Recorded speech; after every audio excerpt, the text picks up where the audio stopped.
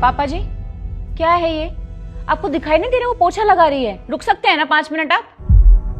वो बेटी बहुत जोरों से बाथरूम आ रहा है तो रुका नहीं गया।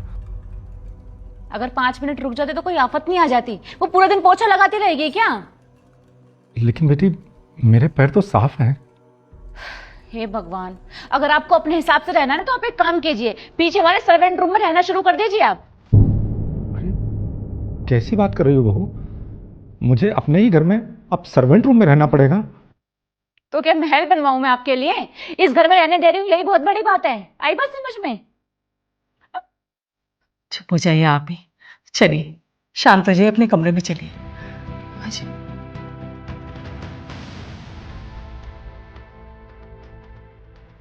सुनो, अंदर से डस्टिंग कर देना और ये प्लेट भी ले जाना।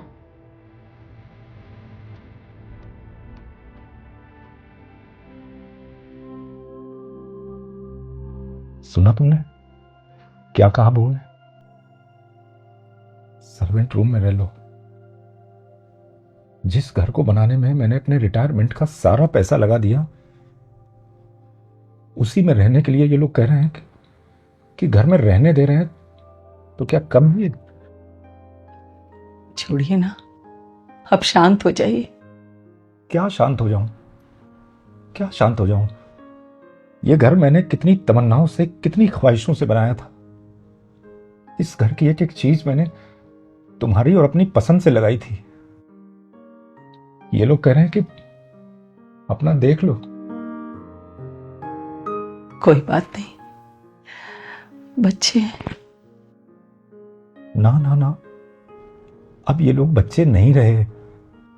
अब ये लोग बहुत समझदार हो गए हैं, बहुत समझदार।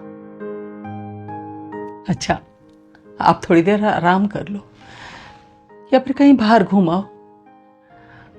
दिमाग शांत हो जाएगा तो मन भी ठीक हो जाए।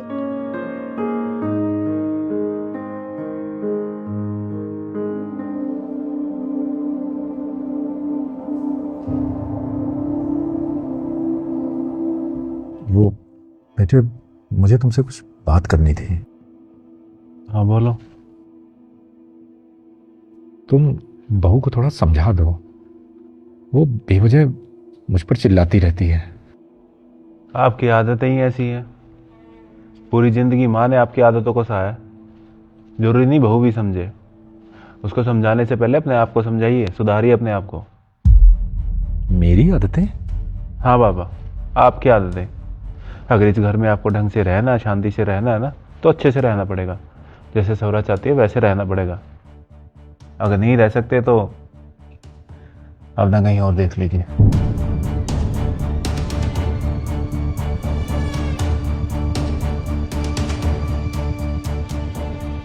मम्मी पापा, हम 2-3 दिन के लिए सौरा के घर जा रहे हैं, इनके घर वालों से मिलने, तो घर का ध्यान रखना। ठीक है बेटा।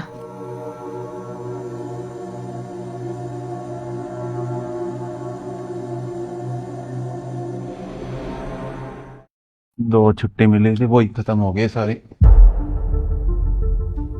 अरे तुम यहाँ क्यों बैठी हो? मेरे सामान किसका है? ये आपका सामान है और बड़े साहब ने आपको ये देने को कहा है।